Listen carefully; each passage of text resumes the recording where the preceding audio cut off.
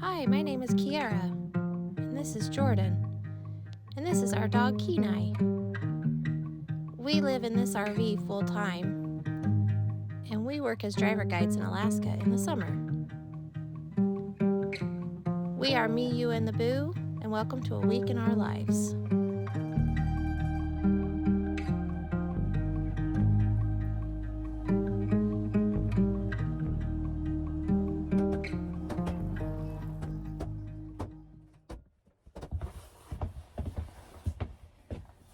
Start of another week.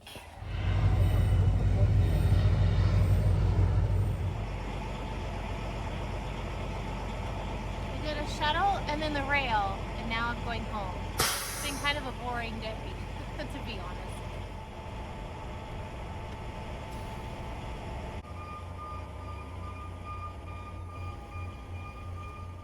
Kenai and I are out for a walk. Hey, buddy.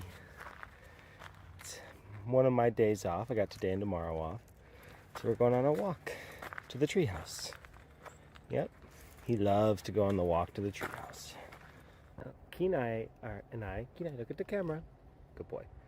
We are here at the treehouse on property. People always ask about it. It was, I think, completed in 2017, but didn't air till 2018. It is a little bit of a walk to get here. Kenai loves to go on the walk. That's what it looks like. We're not going to go inside because obviously I got Kenai with me. But it's just nestled up here. It's more built within the trees than a tree house, but it's kind of interesting. It's been so rainy lately. Someone doesn't know what it's like to be in a little bit of heat. And he wants to be carried for a little bit while we walk. Huh? I'm used to the rain, Dad. Pick me up and take me home.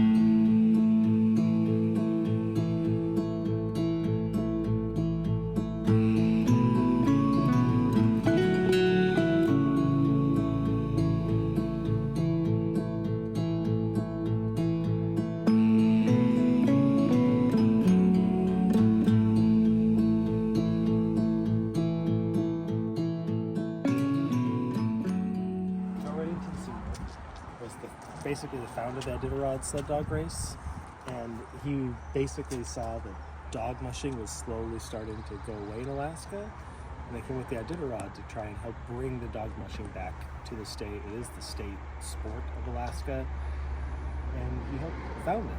So Ryan and his son won it this year, which is amazing. Finally, Reddington won the race. Yeah. Alto, and this is Togo. Togo, we think, is actually, well, they're both heroes because they saved the little town of Nome in the Serum Run in 1923? 1925. I never remember if it's 23 or 25. Kenai's middle name is actually Togo, Kenai Togo. So we love the story of the Iditarod and the Serum Run. And actually, not only Joe Reddington started it, but he started it with Dorothy Page. So you gotta remember the women. Yes. Rude. Oh my goodness. Sweet boys and girls. I don't know if they're boys and girls. That's so sweet. Oh, this is wild and free. Wild and free? Yeah. Perfect. That's free, the boy, and the little girl's wild. Wow, you're so sweet. Come here. Come on, baby girl. Oh. That's so sweet. Free. Free, yep, that's...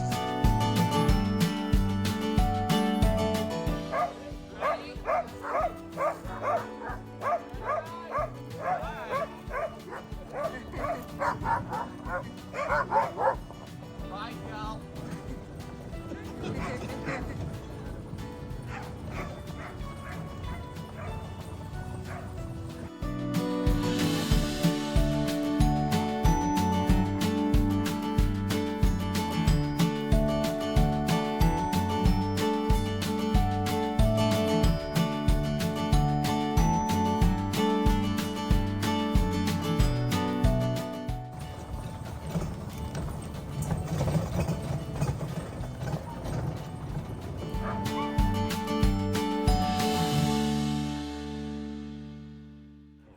just want to kind of talk about the controversy surrounding some of the Iditarod sled dogs. If you've ever been near them, you know they love to run. They love to get out and move. Even when they're doing the 1,000-mile sled dog race, by the end, they still want to run, to continue running. And during the time, they have very specific vet stops, and they're very heavily regulated and tested and making sure that the dogs are okay and in good condition. Yeah, so sometimes you feel a little conflicted because, yeah, they're using the dogs to pull the sled, but a lot of people still use dog sleds to get around their properties out in the bush and stuff.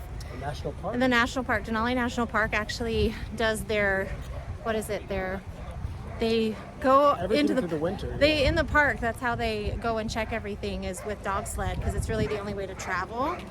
And so we watched the Iditarod a few times. I've watched it a few times. Those dogs love to run. They're taken care of. And I can see the controversy though, but it still is so unique to Alaska.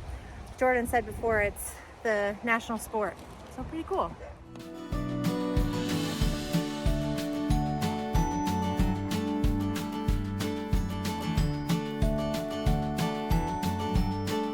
Couple. Oh, get across. Get across. Oh my goodness.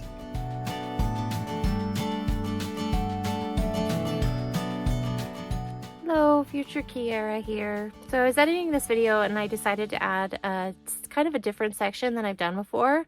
My mother-in-law said she really likes to learn the history of the things that we do and see. And so I thought I'd put a little snippet of the history of the Iditarod. We kind of touched on it while we were there, but it's such a fascinating part of the history of Alaska and pretty unique to this area. So I thought I'd talk about it in a little more detail. So you can go ahead and skip through the next part. It will probably be a little bit lengthy, but I hope you enjoy. As with most events in history, the history of the Iditarod race is fascinating and filled with courage, but also some controversy. The following is a brief history of the Iditarod race and the 1925 Serum Run. Iditarod means distant or distant place in the Athabascan native language.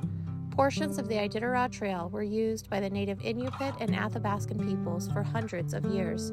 The trail reached its peak between the late 1880s and the mid-1920s as miners arrived to dig coal and later gold. It was primarily a mail and cargo route. In the winter of 1924, it was discovered that some citizens in Nome, Alaska, were sick with diphtheria, which could be deadly without an antitoxin. It was soon determined that an outbreak was inevitable. An emergency telegram was sent to major towns in Alaska requesting emergency supplies of antitoxin. Initially, no antitoxin could be found in Alaska until some was found forgotten in a hospital in Anchorage. A committee in Anchorage decided using the Alaska Railroad and dog mushers on the Iditarod Trail was the only viable way to get the antitoxin to Nome. Planes weren't usable in the winter, and boats could not get through the ice-blocked ports. The antitoxin was sent on the Alaska Railroad from Anchorage to Nenana. The first musher started on January 27, 1925, for Nome. Many brave mushers endured extreme sub-zero temperatures, blizzard conditions, and hurricane-force winds. Leonard Zapala and his 12-year-old lead dog Togo drove the serum the furthest, 261 miles, and over the unstable Norton Sound.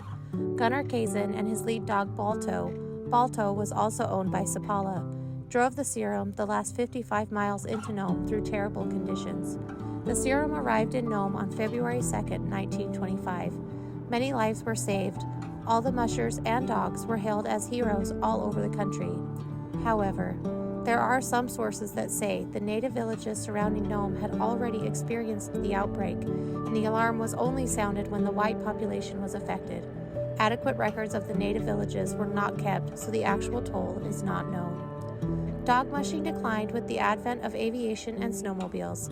In 1967, a committee created to look into Alaska history led by Dorothy Page decided to hold a race on part of the original trail. Joe Reddington Sr. and his wife Vi, local homesteaders in Wasilla, were the first supporters and helped clear the trail. The race was held as a memorial race for Leonard Zapala and Togo. The first official race occurred in 1973. During the first years of the race, regulations for the care of the dogs were not implemented and negligence did occur. Dogs have died running the race, sometimes at the hands of the owners. Critics cite forcing the dogs to compete as abusive, as the dogs cannot communicate when they are pushed past their limits. Today, dogs receive checkups before, during, and after the race. The official Iditarod website states, "The Iditarod takes great pride in its role of providing and promoting excellence in dog care before, during, and after the race. The dogs that run the Iditarod are some of the greatest athletes on the planet, and the continuum of canine care provided during the race and beyond is the top priority of everyone involved." Today, the Iditarod race starts the first weekend of March. It ceremonially starts on 4th Avenue in Anchorage. Then all the dogs are loaded up and taken to the small town of Willow, north of Anchorage, and the race begins. In total, the race is around 1,000 miles and ends in Nome.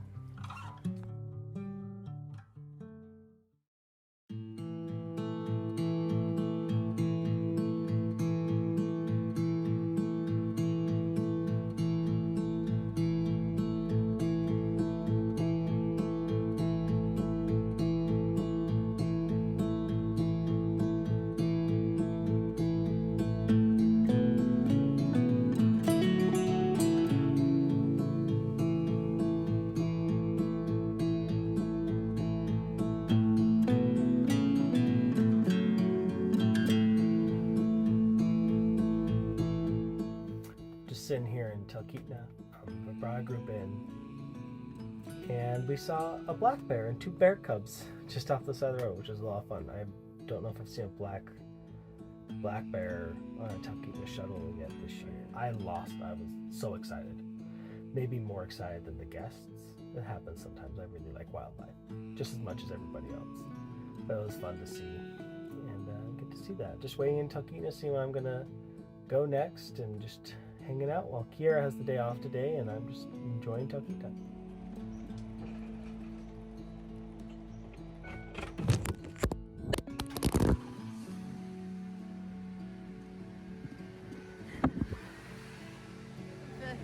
I had it videoing something and the vipers were on. Oh, that's hilarious. So I put the phone on the windshield wiper on the windshield to get a shot of me closing the hood, and I went to turn on the vehicle and I didn't know the windshield wipers were on, and it just flung the phone. That was funny.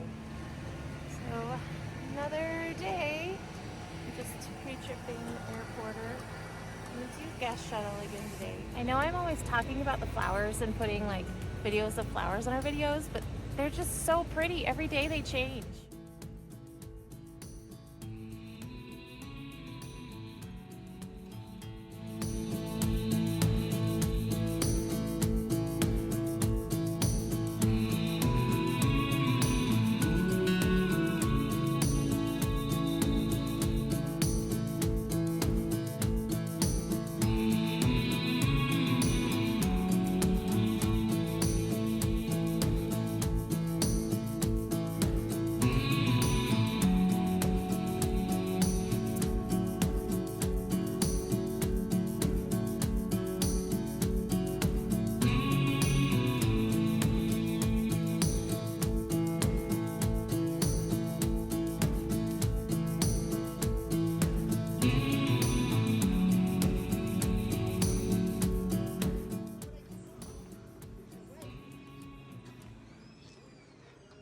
Jordan's going up the hill. See you later. Bye.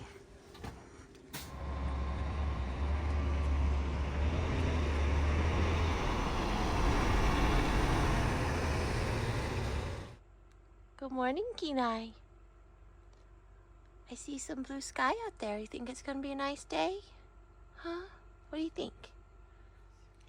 Look at how cute. Kenai, look at Mom with those big brown eyes. Oh my goodness. You are so cute. Look at those feet. You're so cute, bud. Kenai, come here. Good morning. Just going for a little walk with Kenai before I go do Talkeetna shuttles. Talkeetna shuttle day.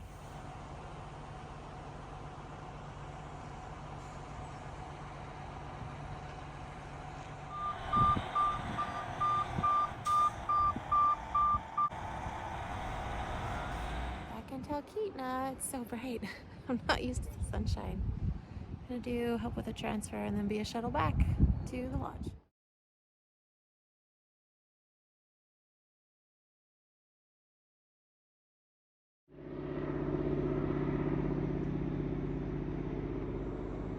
I am back in Talkeetna.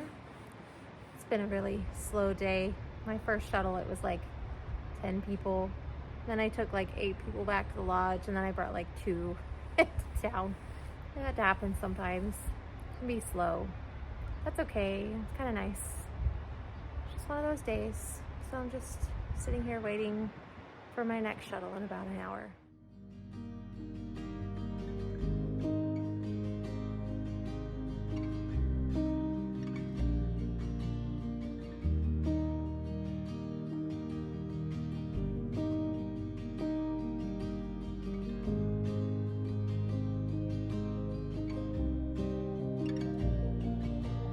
Tina and I are going for a ride with Mom. Hey, buddy. Up to the top, yeah? After hiking the hill trail.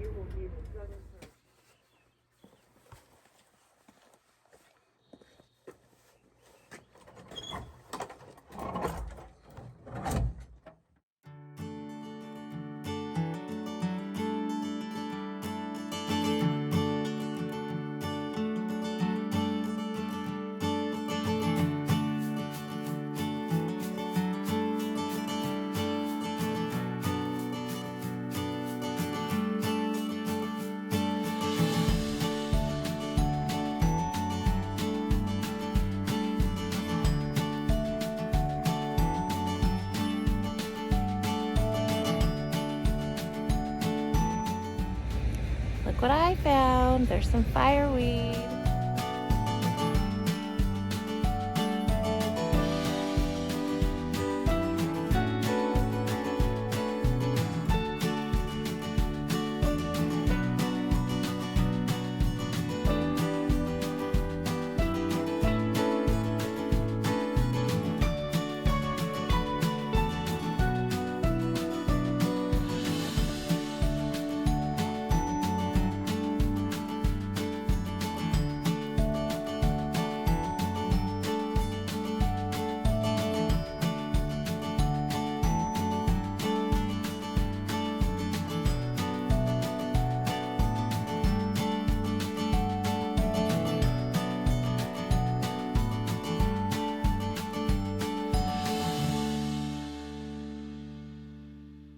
Just got finished coming back from the mechs.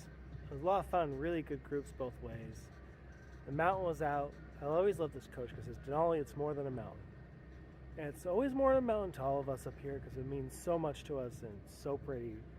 So it's good to see it today. It really brings up everything. It's been a while since we've been able to see everything out there. So I always love being in this coach because Denali, it's more than a mountain.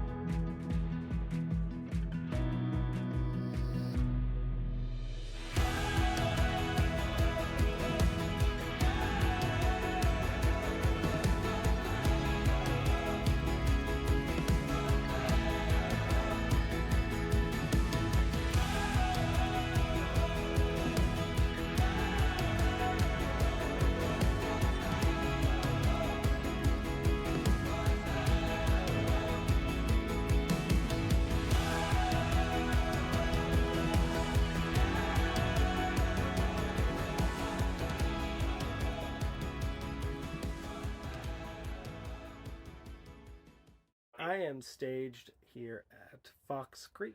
So just a tour plan for today. Start at the McKinley Chalet Resort. We're going to go to Veterans Memorial. Then from Veterans Memorial to Settlers Bay for lunch. Settlers Bay for lunch on to the Anton Anderson Tunnel into Whittier. We should be going through the 4:30 tunnel. So I started at 7 a.m. So I'll go through the 4:30 tunnel. I'll deadhead back I'll go through the 5 o'clock tunnel. So I'll probably end up going through that about 5:15 when they let me through. And that's another 4 hours at least to McKinley. I have to stop and eat dinner along the way just because I want to eat dinner, that type of thing. And then I'll be back at the lodge sometime between 9 and 10. That's the day planned for today. Just to the ship with guests and deadhead back. Kenai, Mom has to go to work. Come on. You want to go for a walk? Come on. He's just whining at me in there. Come on, buddy.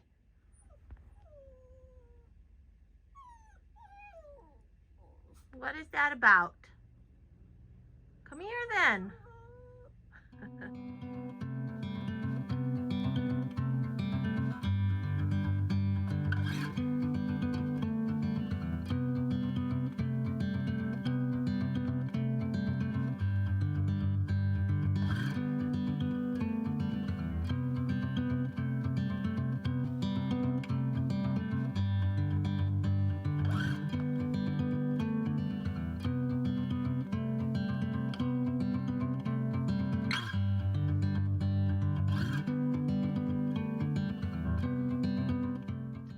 So I'm home from Talkeetna.